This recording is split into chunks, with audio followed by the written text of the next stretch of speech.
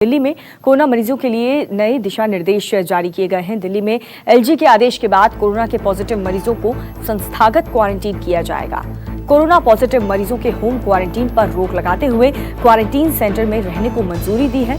जिन लोगों की corona report positive आए उन्हें 5 दिनों तक हर हाल में सरकारी क्वारंटीन सेंटर में रहना होगा।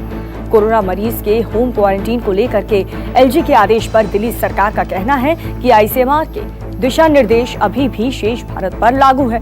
फिर दिल्ली के लिए अलग मापदंड क्यों?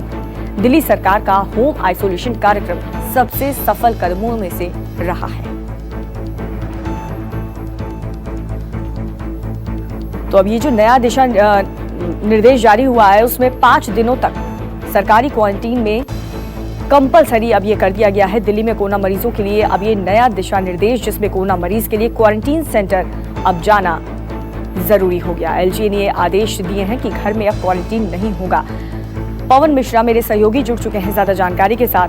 पवन, ये जो नया निर्देश जारी किया गया है इससे कितना ज्यादा फायदा या नुकसान दिल्ली सरकार को होगा?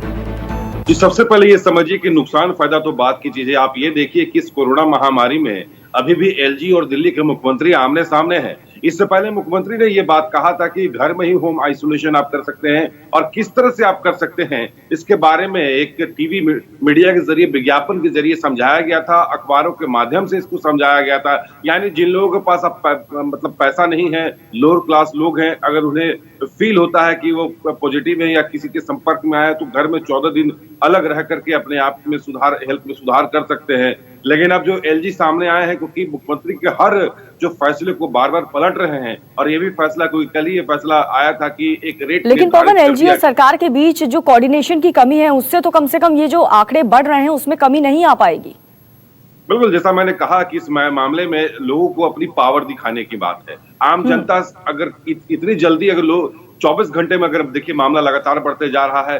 अगर बीती रात की बात करें, रात 8 बजे से लेकर सुबह 4 बजे तक के बीच में 27 डेड बॉडी को जलाया जा चुका है और कब्रिस्तान की अभी लिस्ट नहीं आई है। तो सोचिए, लगातार मौत बढ़ रहे हैं, आंकड़े लगातार बढ़ रहे हैं, जो व्यक्ति ठीक हो रहे हैं उसकी आंकड़े कम है। यानी गुजरात, महाराष्ट्र के बाद दिल्ली का नंबर 3 रैंक पर है। और मौत की जो संख्या है पूरे देश भर की, अगर आंकड़ों की बात करें, मौत की संख्या में सबसे ज्यादा मरने वालों की तादाद जो है राजधानी दिल्ली में है। वो दिल्ली में जहां पे देश के राष्ट्रपति रहते हैं, देश के प्रधानमंत्री रहते हैं। तो सोचिए यहाँ के हालात जो है कैसे बेहाल हो रहे हैं। अब जब होम आइसोलेशन की बात अगर क्या कही जा रही है तो क्या एलजी ने अभी तक ये नहीं कहा है कि किस जगह पे कहाँ बेड है, आपको व्यवस्था पूरी तरह से दुरुस्त करके दी जाएगी। अब जो सरकारी जो मामले, जो इससे कई वीडियो पिछली बार भी जो वायरल हुए थे कि जहां डेड बॉडी रखा हुआ है वहीं पर पेशेंट को भी बैठाया जा रहा है, वहीं पेशेंट का भी इलाज किया जा रहा है।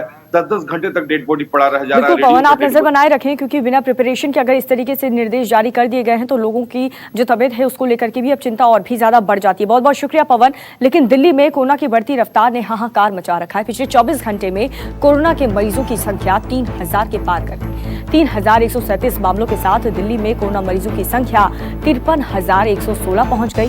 वहीं पिछले 24 घंटे की बात करें तो 66 कोरोना मरीजों की अब तक मौत हो चुकी है।